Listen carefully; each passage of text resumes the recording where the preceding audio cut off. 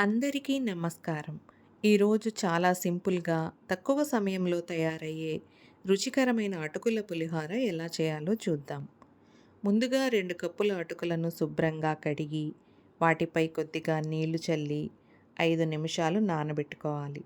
అటుకులను ఎక్కువసేపు నానబెట్టాల్సిన అవసరం లేదు. 5 నిమిషాలు సరిపోతాయి. ఇలా చేస్తే అటుకులు మెత్తగా అవుతాయి, కానీ ముద్దలా మారవు.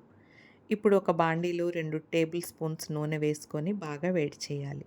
నూనె వేడిన తర్వాత ఆవాలు, జీలకర్ర, పచ్చి శనగపప్పు వేసి చక్కగా వేయించుకోవాలి.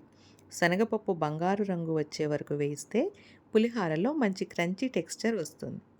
తరువాత వేయించిన శనగగుళ్ళు, పొడవుగా చీల్చిన పచ్చిమిర్చి, ఎండుమిర్చి వేసి వేయించుకోవాలి.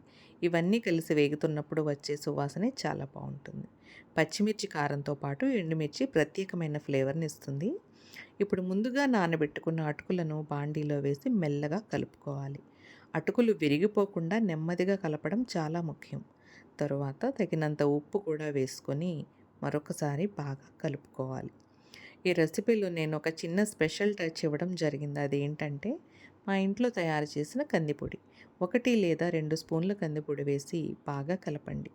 కందిపొడి వల్ల పులిహోరకు అద్భుతమైన రుచి వస్తుంది. ఒకసారి ఇలా చేసి చూస్తే మళ్ళీ మళ్ళీ ఇలానే చేయాలనిపిస్తుంది. అన్నీ బాగా కలిసిన తర్వాత స్టవ్ ఆఫ్ చేసేయండి. ఇప్పుడు వెంటనే నిమ్మరసం వేయకుండా కొద్దిగా చల్లారనివ్వండి. ఎందుకంటే వేడిగా ఉన్నప్పుడు నిమ్మరసం వేసేస్తే దాని ఫ్రెష్ ఫ్లేవర్ కొంత తగ్గిపోతుంది. చిరు చేదు కూడా వస్తుంది. కొద్దిగా చల్లారిన తర్వాత తాజా నిమ్మరసం పిండి మరోసారి నెమ్మదిగా కలపండి. నిమ్మరసం కలిసిన వెంటనే అటుకుల పులిహోర చాలా రుచిగా మంచి వాసనతో తయారవుతుంది. అంతేనండి.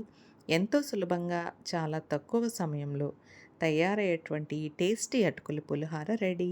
ఉదయం బ్రేక్‌ఫాస్ట్‌కి, సాయంత్రం స్నాక్‌గా లేదా లంచ్ బాక్స్‌కి కూడా ఇది చాలా బావుంటుంది.